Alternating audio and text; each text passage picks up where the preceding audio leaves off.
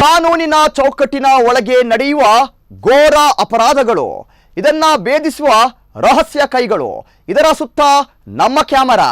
ಇದುವೇ crime beet, ನಿಷಿದ್ಧ ಲೋಕದ ಸುತ್ತ ನಮ್ಮ ಚಿತ್ತ. ಕಾರ್ಯಕ್ರಮಕ್ಕೆ ಸ್ವಾಗತ. ನಾನು ಆದಿತ್ಯ.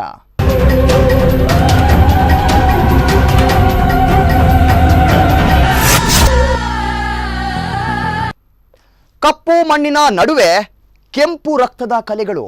ಗದ್ದೆಯಲ್ಲಿ ಬಿದ್ದಿತ್ತು 23 ವರ್ಷದ ಹೆಣ್ಣಿನ ಮೃತದೇಹ. ಮೈ ತುಂಬ ನೆತ್ತರಿನ ಒಕ್ಕುಳಿಯಾಗಿತ್ತು. ನೆಲದ ಮೇಲೆ ನೆತ್ತರು ನೀರಿನಂತೆ ಹರಿದಿತ್ತು. ಅವತ್ತು ಅಕ್ಷರಶಃ ಇಡೀ ಹುಬ್ಬಳ್ಳಿ ನಡುಗಿ ಹೋಗಿತ್ತು. ಯಾಕೆ ಕೊಲೆಯಾಯಿತು ಅನ್ನುವ ಪ್ರಶ್ನೆಯ ಮೂಲಕವೇ ಎಲ್ಲರಲ್ಲೂ ಗೊಂದಲ ನಿರ್ಮಾಣವಾಗಿತ್ತು.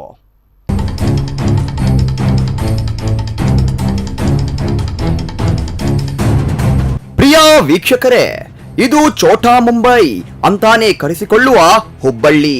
ಇದೇ ಹುಬ್ಬಳ್ಳಿಯ ಕೋಟಾಗುಣಸಿ ಗ್ರಾಮದ ಗದ್ದೆಯಲ್ಲಿ ಒಂದು ಹುಡುಗಿ ಹೆಣವಾಗಿ ಬಿದ್ದಿದ್ಲು. ಅತ್ಯಂತ ಭಯಾನಕವಾಗಿ ಆಕೆಯನ್ನ ಕೊಚ್ಚಿ ಹಾಕಲಾಗಿತ್ತು. ರಕ್ತವಿಡೀ ದೇಹವನ್ನ ಹರಡಿತ್ತು. ಕತ್ತಿನ ಮಾಂಸ ಖಂಡಗಳು ಛಿದ್ರವಾಗಿದ್ವು. ಅಲ್ಲಿ ನೆರೆದಿದ್ದ ಗ್ರಾಮಸ್ಥರಿಗೆಲ್ಲ ಆತಂಕ, ನಿಂತಲ್ಲಿ ನಿಲ್ಲಲಾಗದ ಪರಿಸ್ಥಿತಿ. ಮೈಂಡ್ನಲ್ಲಿ ಏನೇನೋ ವಿಕ್ಷಿಪ್ತ ಪ್ರಶ್ನೆಗಳು. ಏನಾಗಿದೆ, ಯಾಕೆ ಆಗಿದೆ ಅನ್ನುವಂತಹ ಗೊಂದಲಗಳು. ಪಾಪದ ಹುಡುಗಿ ಹೀಗೆ ಸಾಯಬಾರ್ದಿತ್ತು, ಈಕೆಗೆ ಇಂತಹ ದುಸ್ಥಿತಿ ಬರಬಾರ್ದಿತ್ತು ಅಂತ ಅಲ್ಲಿ ನೆರೆದಿದ್ದ ಗ್ರಾಮಸ್ಥರ ಬಾಯಿಂದ ಪದೇ ಪದೇ ಇಂತಹ ಮಾತುಗಳು ಹೊರಗೆ ಬರ್ತಾ ಇತ್ತು. ಇಷ್ಟೆಲ್ಲ ಗೊಂದಲಗಳ ಮಧ್ಯೆ ಪೊಲೀಸರ ಕಾರ್ಯಾಚರಣೆಗಳು, ಇದೆಲ್ಲದನ್ನ ನೋಡಿ ಇಡೀ ಊರೇ ಅವತ್ತಿನ ದಿನ ಬೆಚ್ಚಿ ಬಿದ್ದಿತ್ತು.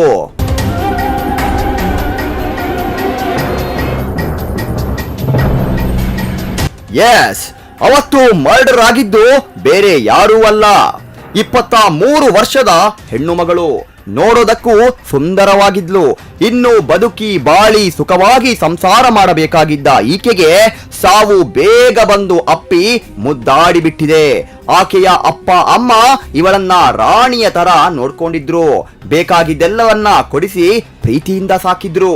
ಆದ್ರೆ ಈಕೆ ಯಾರದ್ದೋ ಗದ್ದೆಯಲ್ಲಿ ಹೆಣವಾಗಿದ್ದಾಳೆ ಎನ್ನುವ ಸುದ್ದಿ ಸಿಕ್ಕಾಗ ಅವರ ತಂದೆ ತಾಯಿಯ ಆಕ್ರಂದನ ಹೇಗಿರಬಹುದು, ಅವರ ಮನಸ್ಥಿತಿ ಹೇಗಿರಬಹುದು? ನನ್ನ ಮುದ್ದಿನ ಮಗಳನ್ನ ಕೊಲ್ಲೋದಕ್ಕಾದ್ರೂ ಇವರಿಗೆ ಹೇಗೆ ಮನಸ್ಸು ಬಂದಿರಬಹುದು? ಇಂತಹ ಹಲವು ಪ್ರಶ್ನೆ ಖಂಡಿತ ಆ ಬಡಪಾಯಿ ತಂದೆ ತಾಯಂದಿರಿಗೆ ಬಂದೇ ಬರುತ್ತೆ. 7 ಡ್ಯೂಟಿ ಬಿಟ್ಟಿದ ಕೂಡಲೇ 8 ಬರಬೇಕಾಗ ನಮ್ಮ ಮಗಳು ಬಂದೇ ಇಲ್ಲ. ಯಾಕಪ್ಪ ಅಂತೇಳಿ ನಾವು ಎಲ್ಲರಿಗೆ ಫೋನ್ ಮಾಡಿ ಕೇಳಿದ್ವಿ. ಅವ್ರು MD ಫೋನ್ ಮಾಡಿ ಕೇಳಿದ್ವಿ. ಎಲ್ಲ ಅವ್ರು 7 ಅಲ್ಲಿ ಮನೆಗೆ ಬಿಟ್ಟಿದ್ದಾರೆ ಅಂತ ಹೇಳಿದರು ಅವರು. ಆಮೇಲೆ ನಾವು ಇವ್ರಿಗೆಲ್ಲ ಫೋನ್ ಮಾಡಿ ಎಲ್ಲ ರಾತ್ರಿ ಎಲ್ಲ ನಾವು ಹಳ್ಕೊಂತ ಎಲ್ಲ ಹುಡುಕಾಡ್ತಾ ಇದ್ವಿ. ನಮ್ಮ ರಿಲೇಷನ್ ಮನೆಗೆಲ್ಲ ನೋಡಿದ್ವಿ. ಈಕೆಯ ಹೆಸರು ಸ್ಟೆಲ್ಲಾ ಬಾಲರಾಜ್ ಮೋತಾಕುರಿ. ಎಸ್, ತುಂಬಾ ಬ್ಯೂಟಿಫುಲ್ ಆಗಿದ್ಲು, ಚೆನ್ನಾಗಿ ಓದ್ತಾ ಇದ್ಲು, ಬುದ್ಧಿವಂತ ಹುಡುಗಿ. ಹೀಗಾಗಿ ಆಕೆ ಚೆನ್ನಾಗಿಯೇ ಓದ್ಕೊಂಡು BCA ಅನ್ನ ಮಾಡ್ಕೊಂಡಿದ್ಲು. ಅಲ್ಲದೆ ಹುಬ್ಬಳ್ಳಿಯ ಸ್ಕೈ ಮೌಂಟ್ ಅನ್ನುವಂತಹ ಒಂದು ಕಂಪನಿಯೊಂದರಲ್ಲಿ HR ಆಗಿ ಕೆಲಸನೂ ಮಾಡ್ತಾ ಇದ್ಲು. ಅದೇ ಟೈಮಲ್ಲಿ ಎಂಟ್ರಿ ಕೊಟ್ಟ ನೋಡಿ ಈಕೆಯ ಪಾಲಿನ ಯಮ ಕಿಂಕರ, ಪಾಗಲ್ ಪ್ರೇಮಿ ಸಬೀರ್.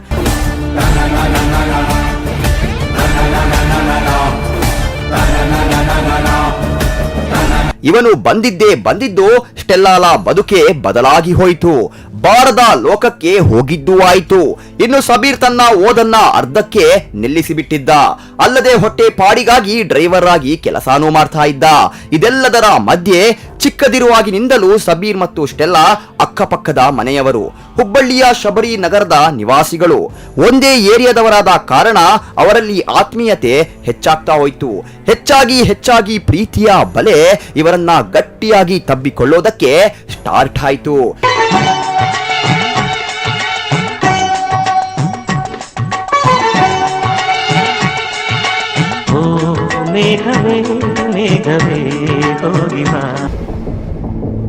ಇವರಿಬ್ಬರ ಪ್ರೀತಿ ಎಷ್ಟರ ಮಟ್ಟಿಗೆ ಡೀಪ್ ಆಯಿತು ಅಂದ್ರೆ, ನಾನಿನ್ನ ಬಿಡಲಾರೆ, ನಾನಿನ್ನ ಬಿಟ್ಟಿರಲಾರೆ ಎನ್ನುವ ಹಾಗೆ ಒಂದು ಕ್ಷಣವೂ ಬಿಟ್ಟಿರಲಾರದ ಎಕ್ಸ್ಟ್ರೀಮ್ ಲೆವೆಲ್ ಅನ್ನ ತಲುಪಿದ್ರು.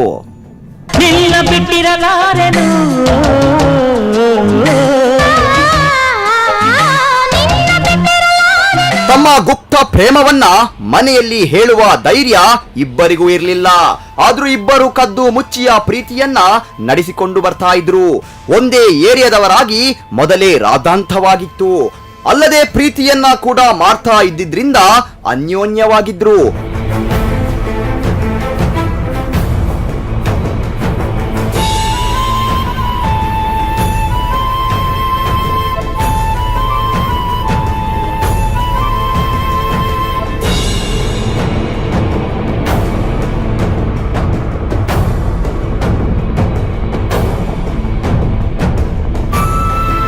ಆದ್ರೆ ಆತ ಮನೆಗೆ ಬಂದಾಗೆಲ್ಲ ಈಕೆಯನ್ನ ಅಕ್ಕ ಅಕ್ಕ ಅಂತ ಕರಿತಾ ಇದ್ದ. ಏರಿಯಾದಲ್ಲೂ ಸಹ ಈಕೆಯನ್ನ ಅಕ್ಕ ಅಂತಾನೆ ಕರಿತಾ ಇದ್ದ. ಅನುಮಾನ ಬರ್ದಿರ್ಲಿ ಅನ್ನೋ ಕಾರಣಕ್ಕೆ ಈ ತರ ಮಾಡ್ತಾ ಇದ್ನೋ ಅಥವಾ ಪ್ರೀತಿಯನ್ನ ತೋರಿಸೋಕೆ ಭಯ ಪಡ್ತಾ ಇದ್ರೋ ಇದೆರಡೂ ಗೊತ್ತಿಲ್ಲ.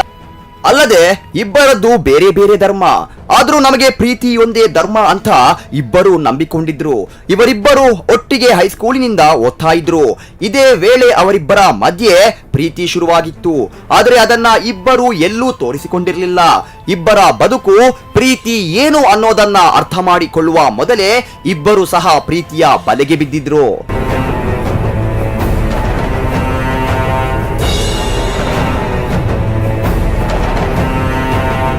ಹೋಗ್ತಾ ಹೋಗ್ತಾ ಇವರ ಪ್ರೀತಿಯಲ್ಲಿ ತೋರಿಸ್ತಾ ಇದ್ದ ಇನ್ವಾಲ್ವ್ಮೆಂಟ್ ಜಾಸ್ತಿ ಆಯ್ತು.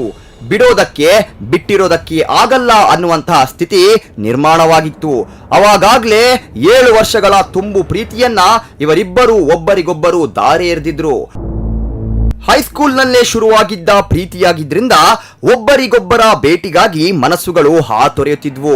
ಇಲ್ಲ ಇನ್ನೂ ಆಗೋದಿಲ್ಲ, ಮನೆಯಲ್ಲಿ ಹೇಳಲೇಬೇಕು ಅಂತ ಹೊರಟೇ ಬಿಟ್ರು ಪ್ರೀತಿಯ ಹುಚ್ಚರು. ಆತ ನಿಜಕ್ಕೂ ಹುಚ್ಚನಾಗಿ ಹೋಗಿದ್ದ. ಅವನಿಗೆ ಏನು ಮಾಡಬೇಕು ಅನ್ನೋದೇ ಗೊತ್ತೇ ಆಗ್ತಾ ಇರಲಿಲ್ಲ. ಅಷ್ಟರ ಮಟ್ಟಿಗೆ ಇವಳ ಪಿತ್ತ ನೆತ್ತಿಗೇರಿತ್ತು. ಬಿಡೋದಕ್ಕೂ ಸಾಧ್ಯವಾಗದ ಪರಿಸ್ಥಿತಿಯ ಮಧ್ಯೆ ಹೊಸ ಹೊಸ ಟ್ವಿಸ್ಟ್ಗಳು ಸಮೀರ್ನ ಜೀವನದಲ್ಲಿ ಆಟ ಆಡೋದಕ್ಕೆ ಸ್ಟಾರ್ಟ್ ಆಯ್ತು.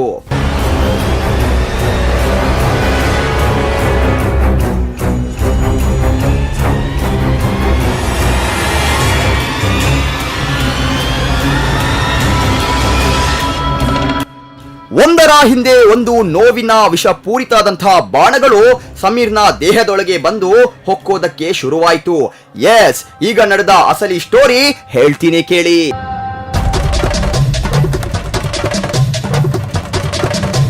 ಪ್ರತಿಯೊಂದು ಪ್ರೀತಿಯ ಪ್ರಾರಂಭದಲ್ಲಿ ಚೆನ್ನಾಗಿಯೇ ಇರುತ್ತೆ. ಆದ್ರೆ ಅದು ನಂಬಿಕೆ ಅನ್ನುವಂತಹ ಫೌಂಡೇಶನ್ ಮೇಲೆ ಗಟ್ಟಿಯಾಗಿ ನಿಂತರೆ ಮಾತ್ರ ಬಾಳಿಕೆ ಬರುತ್ತೆ. ನಂಬಿಕೆ ಕೈಕೊಟ್ರೆ ಅಥವಾ ಪ್ರೀತಿಸಿದವರಲ್ಲಿ ಒಬ್ಬರ ಮನಸ್ಸು ಬದಲಾದ್ರೆ ಅಲ್ಲಿ ಕೊನೆಗೆ ಆಗೋದು ಅನಾಹುತವೇ. ಈ ಪ್ರೀತಿಯಲ್ಲಿ ಆಗಿದ್ದು ಅದೇ. ಸ್ಟೆಲ್ಲಾ ಏಕಾಏಕಿ ಸಮೀರ ಬೇಡ ಅನ್ನೋ ತರ ಆಡೋದಕ್ಕೆ ಶುರುವಿಟ್ಟುಕೊಂಡ್ಲು. ಈತನನ್ನ ಪದೇ ಪದೇ ಇಗ್ನೋರ್ ಮಾಡೋದಕ್ಕೆ ಸ್ಟಾರ್ಟ್ ಮಾಡಿದ್ಲು. ಆದ್ರೆ ಸಮೀರ್ ಮಾತ್ರ ಮೊದಲೇ ಪ್ರೀತಿಯಲ್ಲಿ ಸೈಕೋ ಆಗಿದ್ದ. ಅವನ ಪಿತ್ತವು ನೆತ್ತಿಗೇರಿತ್ತು.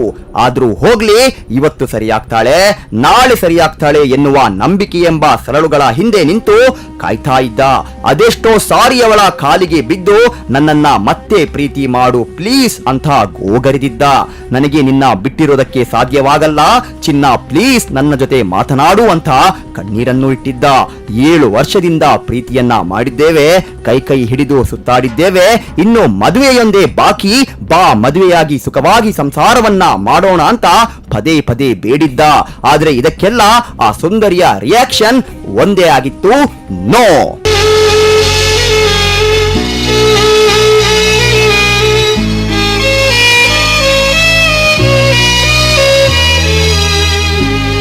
ಅವರಿಬ್ಬರು ಜೋಡಿ ಹಕ್ಕಿಗಳು, ನನ್ನ ನೀನು ನಿನ್ನ ನಾನು ಅಂತ ಹಾಡ್ತಾ ಇದ್ದ ಜೀವಿಗಳು. ಇಂತಹ ಜನುಮದ ಜೋಡಿಗಳ ಬದುಕಲ್ಲಿ ಸುನಾಮಿ ಬಂದು ಅಪ್ಪಳಿಸಿತು. ನಂತರ ಏನಾಯಿತು ಎಲ್ಲವನ್ನ ತೋರಿಸ್ತೀನಿ. ಅದಕ್ಕೂ ಮುನ್ನ ಚಿಕ್ಕ ವಿರಾಮ.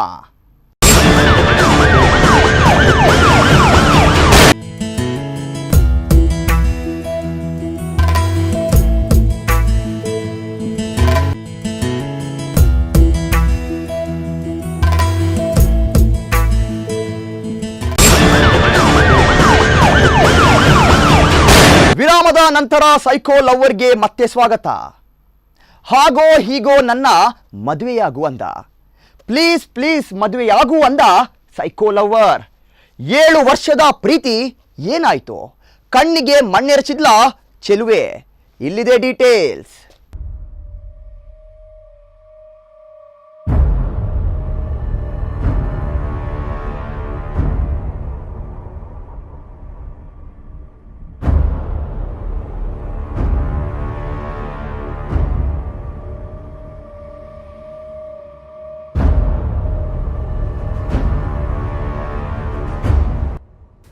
ಎಸ್ ವೀಕ್ಷಕರೇ, ಸಂಬಂಧಗಳನ್ನ ಬೆಳೆಸೋದು ತುಂಬಾನೇ ಈಸಿ, ಆದರೆ ಅದನ್ನ ಉಳಿಸಿಕೊಳ್ಳೋದು ತುಂಬಾನೇ ಕಷ್ಟ.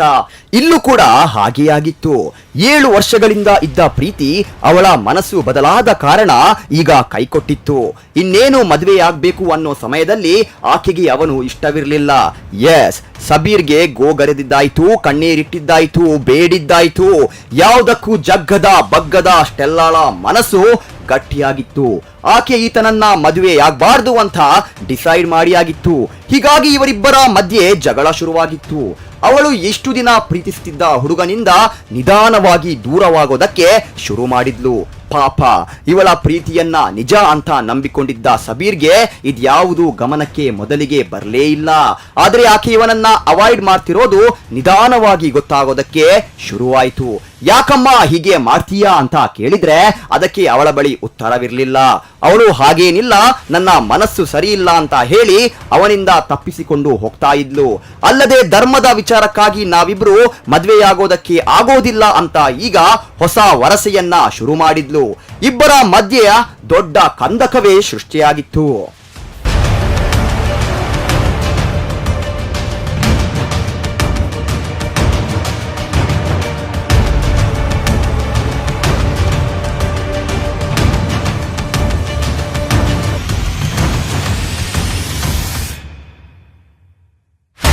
ಆದ್ರೆ ಸಬೀರ್ ಮಾತ್ರ ಪದೇ ಪದೇ ಇವಳೆದುರು ಮದುವೆಯ ವಿಚಾರವನ್ನ ಪ್ರಸ್ತಾಪ ಮಾಡ್ತಾ ಇದ್ದ. ಪ್ರತಿ ಸರಿಯೂ ನಾವಿಬ್ಬರು ಮದುವೆ ಆಗೋಣ ಅಂತ ಹೇಳ್ತಾನೆ ಇದ್ದ. ಆದರೆ ಸ್ಟೆಲ್ಲಾ ಮಾತ್ರ ಬೇಡ, ಮದ್ವೆಯಾಗೋದು ನಮ್ಮಿಬ್ಬರ ಜಾತಿ ಧರ್ಮ ಎಲ್ಲ ಬೇರೆ ಬೇರೆ ಅಂತ ಉಲ್ಟಾ ಕಾರಣವನ್ನ ನೀಡ್ತಾ ಬಂದ್ಲು. ಈತ ಕೇಳಿಯೇ ಬಿಟ್ಟ. ಪ್ರೀತಿ ಮಾಡುವಾಗ ಯಾವ ಜಾತಿಯಾದರೂ ಪರವಾಗಿಲ್ಲ ಅಂತ ಸಿಟ್ಟಿನಿಂದ ಕೇಳಿದ್ದ. ಆದ್ರೆ ಅವಳು ಯಾವುದೋ ಒಂದು ವಿಚಾರವನ್ನ ಇವನಿಂದ ಮುಚ್ಚಿಡುತ್ತಲೇ ಬಂದಿದ್ಲು. ಆ ವಿಷಯ ಏನು ಅಂತ ಹೇಳ್ತೀವಿ ಕೇಳಿ. ಆದ್ರೆ ಇವಳ ಪ್ರೀತಿ ಮಾತ್ರ ಮಣ್ಣಲ್ಲಿ ಮಣ್ಣಾಗಿ ಹೋಯ್ತು. ಮದುವೆಯಾಗು ಅಂತ ಎಷ್ಟು ಸರಿ ಕೇಳಿದ್ರು ಕೂಡ ಅವಳು ನೋ ಹೇಳುವ ಸೀನ್ಸ್ ಪದೇ ಪದೇ ಅವರ ಪ್ರೀತಿಯಲ್ಲಿ ಬಂದು ಹೋಗಿತ್ತು.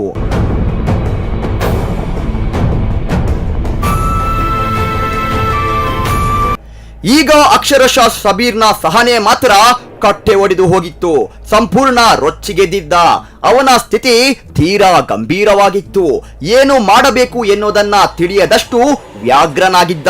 ವಿಕೃತವಾಗಿ ಏನೇನೋ ಯೋಚನೆಯನ್ನ ಮಾಡ್ತಾ ಇದ್ದ. ಕೊನೆಗೂ ವಿಲಕ್ಷಣವಾಗಿ ವಿಕೃತವಾಗಿ ಮರ್ಡರ್ ಮಾಡಿಯೇ ಬಿಟ್ಟ. ಇಷ್ಟಕ್ಕೂ ಮರ್ಡರ್ ಮಾಡೋ ಅವಶ್ಯಕತೆ ಇತ್ತ? ಖಂಡಿತ ಇರಲಿಲ್ಲ. ಆದ್ರೂ ಅತಿರೇಕದ ವರ್ತನೆಗೆ ಹೊಣೆಯಾರು? ಅವತ್ತು ಎಂದಿನಂತೆ ಸ್ಟೆಲ್ಲಾ ತನ್ನ ಆಫೀಸ್ಗೆ ಬೆಳಗ್ಗೆ 8 ಗಂಟೆಗೆ ಹೋಗಿದ್ಲು. ಮನೆಯಿಂದ ಹೋಗುವಾಗ ಅಪ್ಪ ಅಮ್ಮನಿಗೆ ಹೇಳಿ ಹೊರಟಿದ್ಲು.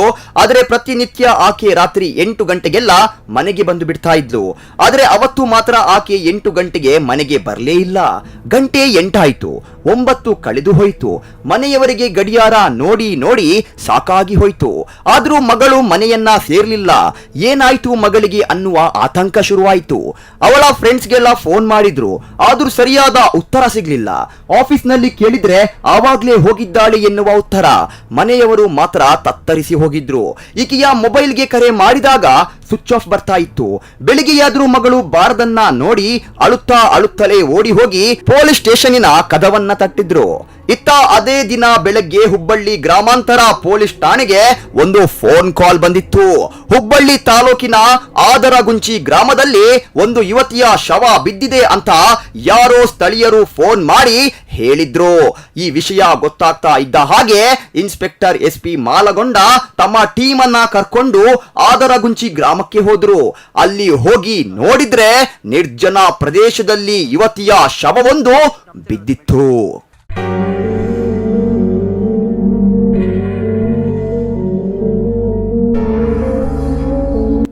ಪೊಲೀಸರು ಆ ಶವವನ್ನ ಪರೀಕ್ಷೆ ಮಾಡಿ ನೋಡಿದಾಗ ಆಕೆಯ ಕತ್ತನ್ನ ಕೊಯ್ದು ಕೊಲೆ ಮಾಡಿರೋದು ಗೊತ್ತಾಗ್ತಾ ಇತ್ತು. ಆದರೆ ಸತ್ತವಳು ಯಾರು, ಅವಳದ್ದು ಯಾವ ಊರು, ಇದ್ಯಾವುದು ಆ ಕ್ಷಣಕ್ಕೆ ಗೊತ್ತಾಗ್ತಾ ಇರಲಿಲ್ಲ.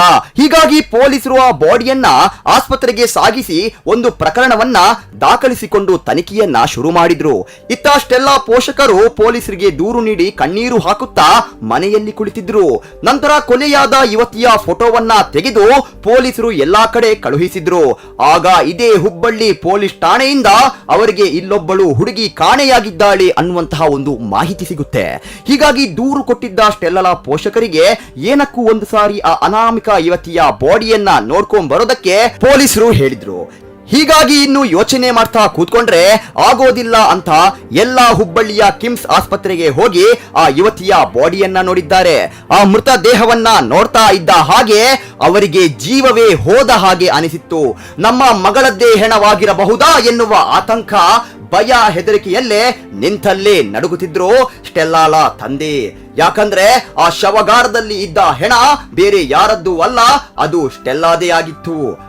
ಆದರೂ ನಮಗೆ ಬೆಳಗ್ಗೆ ಹೋಗಿ ಸ್ಟೇಷನ್ಗೆ ಹೋಗಿ ಕಂಪ್ಲೇಂಟ್ ಕೊಡೋಣಂತ ರೆಡಿ ಆಗ್ತಾ ಇದ್ದೀವಿ. ಅಷ್ಟರೊಳಗೆ ನಮ್ಮ ಕಸನ್ ಬ್ರದರ್ ಪೊಲೀಸ್ ಡಿಪಾರ್ಟ್ಮೆಂಟ್ನಾಗಿದ್ದಾನೆ.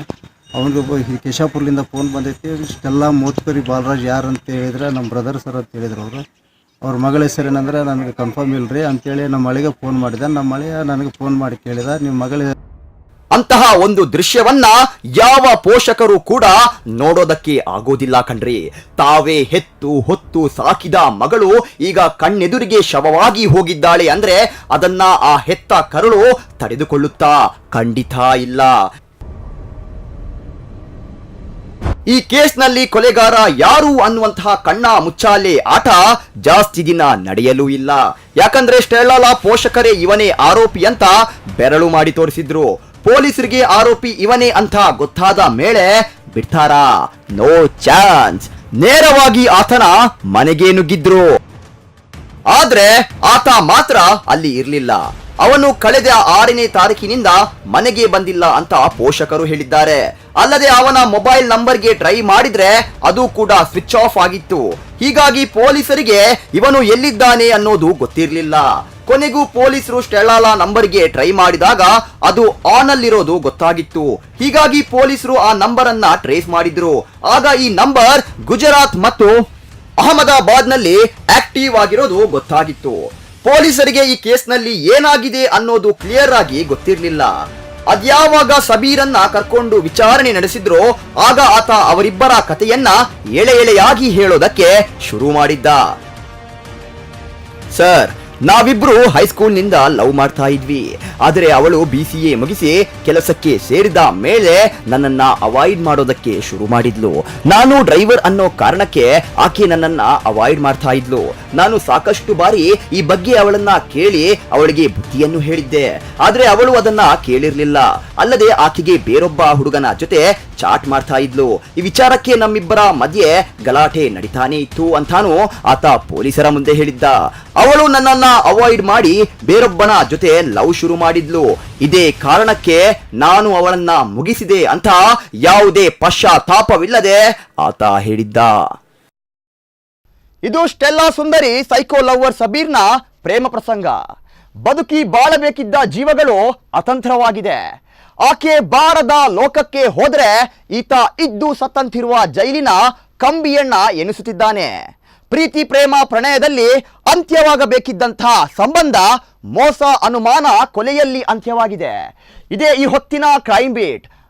ನಿರಂತರ ಸುದ್ದಿ ಮತ್ತು ಮನರಂಜನೆಗಾಗಿ ನೋಡ್ತಾ ಇರಿ ಸ್ಪಂದನ.